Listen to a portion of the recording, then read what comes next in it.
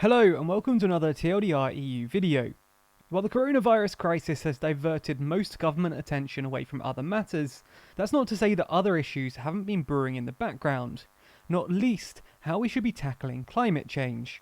Different countries are coming up with different policy proposals, with France being particularly interesting, having constituted a Citizens' Council whose proposals are now coming to the fore. So in this video, we'll take a look at why the French Convention was established, and what their proposals are to prevent so-called ecocide. Before we dive into it, you might already know, but we have a whole bunch of enamel pin badges based on our countries with shoes designs. And, well, we have a lot of them, covering most EU countries, including France. Check out all of these designs and a bunch of other stuff in our store, it's linked down below.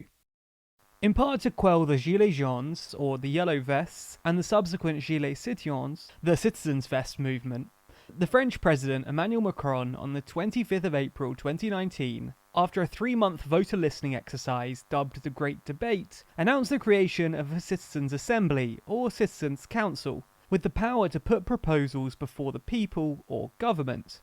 The whole concept isn't a brand new French idea.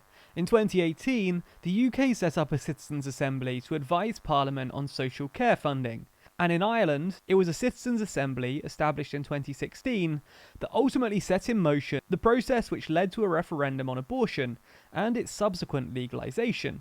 In a similar vein, as protesters took to the streets in France against a proposed carbon tax, in the eyes of many, action had to be taken to balance the need to reduce emissions and the overall economic impact with democratic consent, an issue highlighted by the convention themselves, who described themselves as a response to two urgent issues, democracy and the climate. The Gilets jaunes movement, climate marches, and the Case of the Century campaign are all proof that we need to address these two crises at the same time. The climate and democracy will be saved together.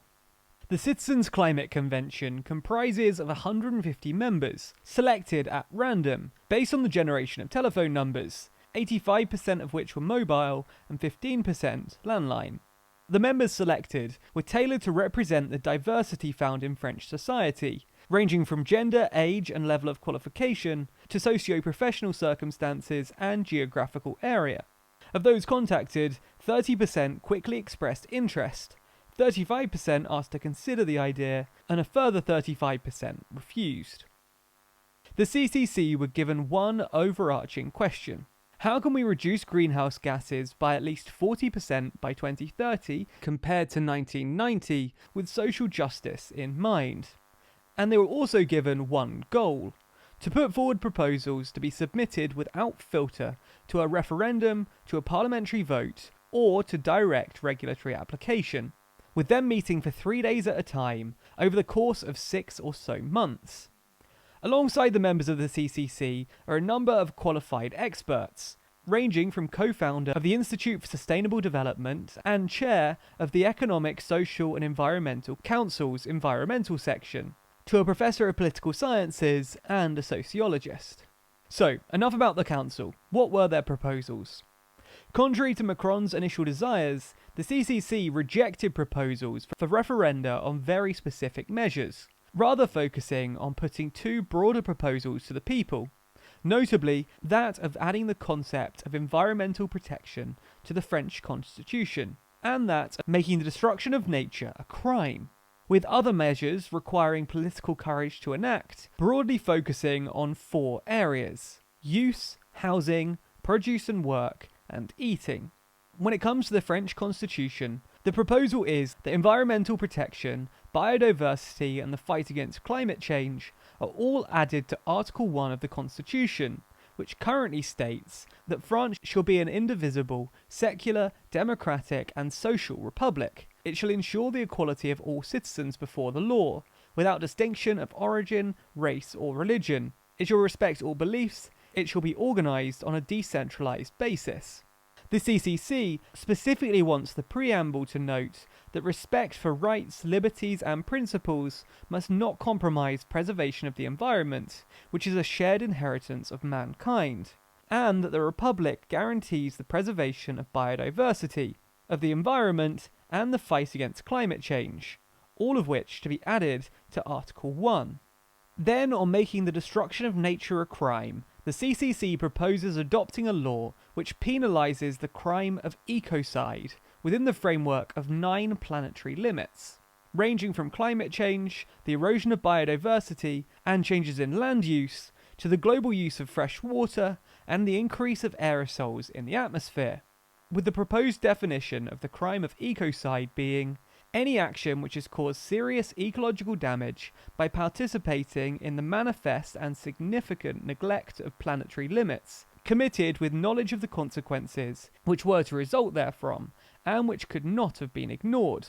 The penalty incurred should consist of a prison sentence and fine for the company directors or responsible persons, a significant percentage fine of company turnovers, as well as an obligation to repair. This was a measure that was approved by 99% of the CCC's members. A proposal that was dropped by the Council was reducing the French working week down to 4 days, or 28 hours a week. According to France 24, the proposal wasn't adopted, as many participants were afraid that the radical proposition could discredit their work. If you're interested in the idea of a 4-day working week, we made a video about it on the UK channel when it was first discussed by the UK's Labour Party, and there's a link to that video in the description. Proposals put forward by the CCC, but not in referendum form, include the prohibition of planned obsolescence, and the use of single-use plastics from 2023, as well as the proposal of a lower speed limit on highways from 130 to 110 km per hour. As well as this, they propose providing certain tax incentives to compensate employers who use shared transport services for their employees.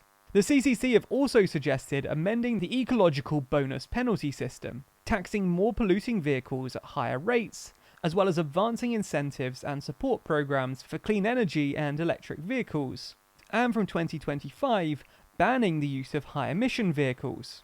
They also want to see stronger limits on advertising, higher taxes on nitrogen fertilizers, the banning of genetically modified crops, halving the use of pesticides by 2030, banning the heating of outdoor cafe terraces, and the keeping of shop lights on at night. Orphelin, member of the French National Assembly and president of the Ecology, Democracy, Solidarity National Assembly group, having defected from Macron's La République En Marche party, praised the CCC's ambition and clarity, stating that it's now up to the president and the government to take action to achieve this great ecological shift. This is something that's been echoed by French MEP and former Minister for Development under François Hollande, Pascal Canfin, in an interview with The Parisian.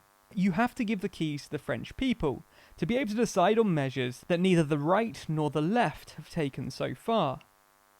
Macron is expected to receive the 150 members of the CCC on the 29th of March to provide a first response to their proposals, and if so desired, begin to set into motion the process for a referendum on their proposals.